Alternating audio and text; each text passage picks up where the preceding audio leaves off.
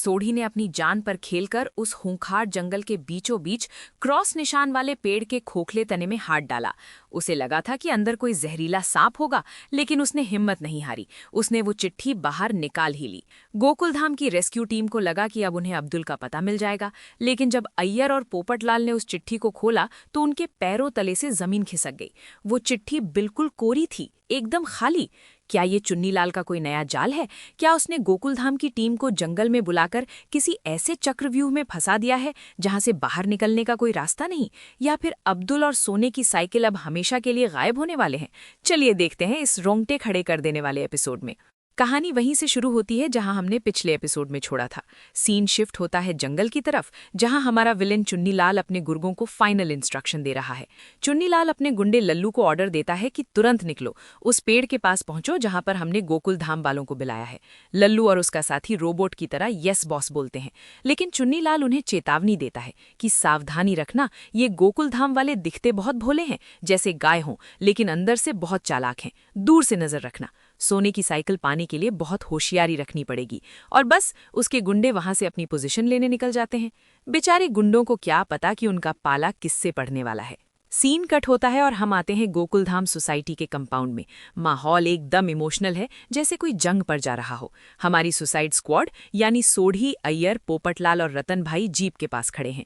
Jeep के पीछे वो सोने की साइकिल काले कपड़े से ढकी हुई है, जैसे कोई बहुत बड़ा राज हो। पूरी महिला मंडल, बापूजी, टप्पू सेना और बाकी पुरुष मंडली उन्हें विदा करने के लिए वहां मौजूद हैं। भिड़े, जो हमेशा सेक्रेटरी मोड में रहता है, हाथ जोड़कर प्रार्थना करता है कि मैं आत्माराम तुकाराम भिड़े, गोकुलधाम का एकमेव सेक्रेटरी, मां भवानी से प्रार्थना करता हूं कि आप चारों को सफलता दे। टप्पू सेना भी जोश में बोलती है कि अब्दुल भाई को सही सलामत वापस लेकर आइए। तभी टप्पू पोपटलाल से एक ऐसी कसम खिलवाता है जिसने पोपटलाल का बीपी बढ़ा दिया। टप्पू बोलता है कि पोपट अंकल, कसम खाइए, आप अब्दुल भाई को लिए बगैर वापस नहीं आएंगे।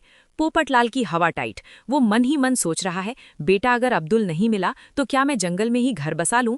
पोपटलाल डरते हुए बोलता है कि बेटा ऐसी कसम नहीं खिलाते, कहीं कुछ गड़बड़ हो गई ना तो पोपट अंकल को जिंदगी भर सोसाइटी के बाहर ही रहना पड़ेगा, और मेरी शादी का क्या होगा?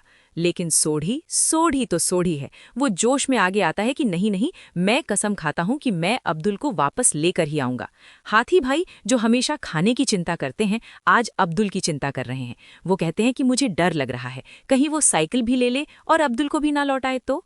सोढ़ी का पंजाबी खून खौल उठता है। वो कहता है, ओए हाथी पाजी, उक्के हो जइया गल्ला कर रहे हो। ओ अब्दुल प्रा को तो सही सलामत लेकर ही आएंगे और साथ में उस चुन्नीलाल को घसीटते हुए लेकर आएंगे।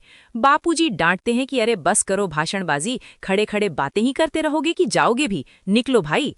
तभी रोशन भाभी की एंट्री होती है। एक मिनट, उनके हाथ में कटोरी है। वो कहती है, दही शक्कर तो खाकर जाओ प्लीज। जेठालाल, जो हर छोटी डिटेल नोटिस करता है, चौंक जाता है। वो पूछता है कि दही? रोशन भाभी, आपके घर में दही तो खत्म हो गया था ना?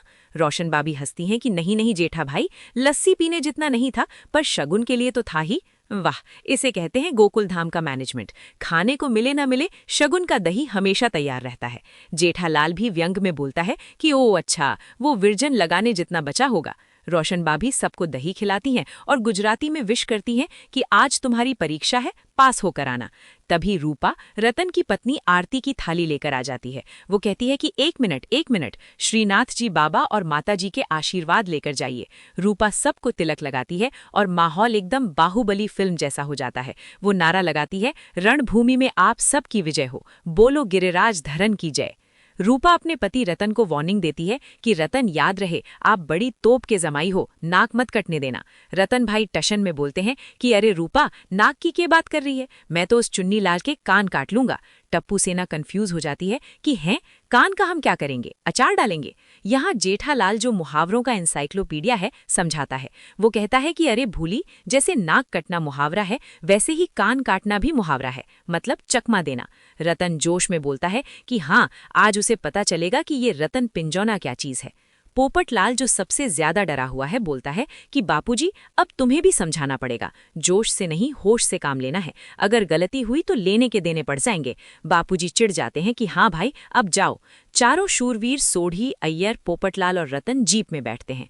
सोढ़ी स्टार्ट करता है, जो बोले सो निहाल, सत श्री अकाल, और जीप सोसाइटी से बाहर निकल जाती है। अब सीन शिफ्ट होता है जन्नल के रास्ते पर। भाई साहब, सोढ़ी जीप नहीं, जीप को उड़ा रहा है। जीप ऐसे हिचकोले खा रही है जैसे वो रोड पर नहीं बल्कि समुंदर की लहरों पर चल रही हो। स्पीडोमीटर 100-120 पार कर रहा है। पीछे बैठे अय्यर, पोपटलाल और रतन की हालत पतली है। पोपटलाल की तो टोपी उड़ने वाली है। अय्यर चिल्लाता है कि पोले पोले, धीरे धीरे सोढ़ी, अब्दुल को बचाने के चक्कर में कहीं हम लोग ऊपर न चले जाएं। लेकिन सोढ़ी तो अलग ही जोन में है। वो कहता है, ठंड रखो अय्यर प्रा, जब स्टीयरिंग सोढ़ी के हाथ में होता है ना तो टायर उसके गुलाम होते हैं। ओए, मेरे हुक्म के बगैर टायर 1 इंच इधर उधर नहीं हो सकते। सोढ़ी भाई, टायर गुलाम होंगे लेकिन ग्रेविटी तो गुलाम नहीं है ना। अगर जीप पलटी तो अब्दुल को बचाने के लिए फिर यमराज से निगोसिएशन करना पड़ेगा। रतन भाई भी हवा में उड़ते हुए बोलते हैं कि हाँ हाँ, और जोर से भगाओ, टाइम पे पहुंचना जरूरी है। रतन भाई को तो मजा आ रहा है, जैसे वो डिज्नीलैंड की राइड पर हों। पोपटलाल अपनी टोपी पकड़कर चीखता है कि अरे ओ सोढ़ी, हाथ की रख भाई, क्यों मेरी दुनिया हिला रहा है, अभी मेरी शादी बाकी है। सोढ़ी अपना क्लासिक डायलॉग मारता है कि ओ टोपी फाड़ के रख। पोपटलाल कंफ्यूज हो जाता है कि टोपी क्यों फाड़ूं मैं अपनी। सोढ़ी समझाता है कि ओ फाड़ू नहीं, फड़ के यानी पकड़ के रख। तभी अय्यर चिल्लाता है कि सोढ़ी, ब्रेक मार ब्रेक मार। जीप चू करके रुकती है। अय्यर बोलता है कि चुन्नीलाल ने जो एड्रेस बोला था वो आ गया है, यहाँ से गरीबदास रोड खत्म, जंगल शुरू। उधर जंगल में पेड़ के ऊपर चुन्नीलाल के 2 अनमोल रत्न लल्लू और मगन दूरबीन लेकर बैठे हैं। मगन बोलता है कि यार लल्लू, गोकुल धाम वाले दिख नहीं रहे। तभी लल्लू का हाथ पेड़ पर फिसलता है और उसे क्या दिखता है, एक काला बिच्छू। लल्लू की हवा टाइट, वो अजीब सी आवाजें निकालने लगता है। मगन पूछता है कि हंस क्यों रहा है बे। लल्लू रोते हुए बोलता है कि हंस नहीं रहा हूँ, डरते डरते रो रहा हूँ, बिच्छू। मगन एडवाइस देता है, तो क्या हुआ, डंक मारने से पहले तू उसे मार दे। लल्लू पूछता है किसे।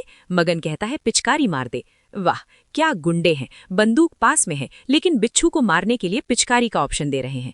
शुक्र है ये लोग एवेंजर्स में नहीं हैं, वरना थैनोस को देखकर ही बेहोश हो जाते। तभी जीप वहां आती है। गुंडे कंफर्म करते हैं कि आ गए गोकुल धाम वाले। जीप जंगल के अंदर घुसती है। अय्यर नक्शा पढ़ रहा है। अय्यर कहता है कि यहाँ से 27 कदम चलने के बाद हमको एक झोपड़ा दिखेगा। अब यहाँ शुरू होता है गोकुल धाम का असली ड्रामा।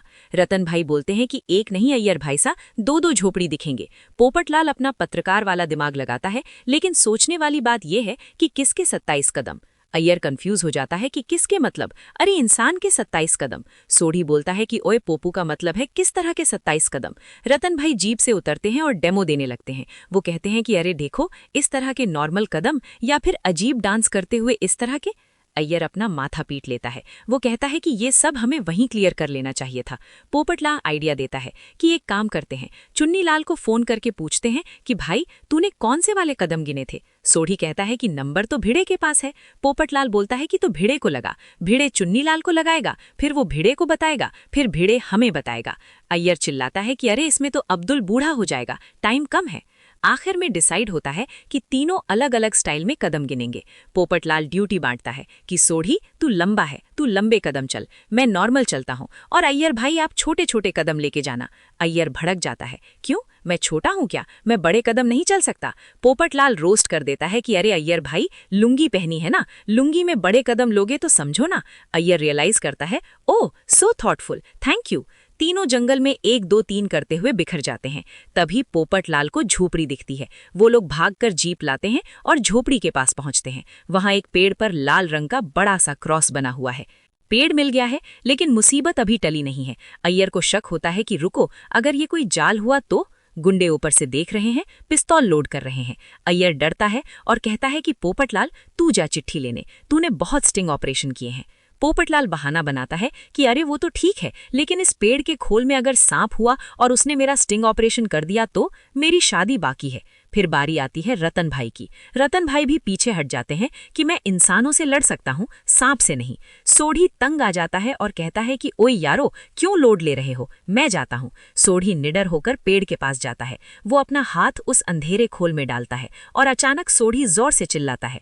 पोपटलाल और अय्यर की जान हलक में। सांप सांप, सांप ने काट लिया। सब घबरा जाते हैं, लेकिन सोढ़ी हंसने लगता है। चींटी चींटी थी, मतलब हद है, इतना बिल्डअप, इतना सस्पेंस, और निकला क्या, चींटी। इसे कहते हैं खोदा पहाड़ निकली चींटी। सोढ़ी चिट्ठी खोलता है। अय्यर और पोपटलाल पास आते हैं। सोढ़ी हैरान होकर बोलता है कि ओए पोपू, इसमें तो कुछ नहीं लिखा, ये तो कोरी है। पोपटलाल चश्मा ठीक करता है, कोरी मतलब खाली। गुंडे दूर से हंस रहे हैं। चुन्नीलाल फोन पर खुश हो रहा है कि वेरी गुड, गोकुल धाम वाले फंस गए। कि ये क्या हो रहा है? खाली चिट्ठी? क्या चुन्नीलाल ने टाइम वेस्ट करने के लिए बुलाया था, या फिर ये कोई माइंड गेम है? अगर चिट्ठी खाली है तो अब्दुल का पता कैसे चलेगा? क्या सोने की साइकिल देने के बाद भी अब्दुल नहीं मिलेगा? प्रोमो में हम देखते हैं कि पोपटलाल दिमाग लगाता है कि शायद ये इनविजिबल इंक है, इसे धूप में या आग में तपाना पड़ेगा। क्या पोपटलाल का तुक्का सही निकलेगा, या फिर गोकुलधाम वाले जंगल में भटकते रह जाएंगे? दोस्तों, सस्पेंस बहुत गहरा हो गया है। आगे क्या होगा ये जानने के लिए चैनल को सब्सक्राइब करें और घंटी बजा दें।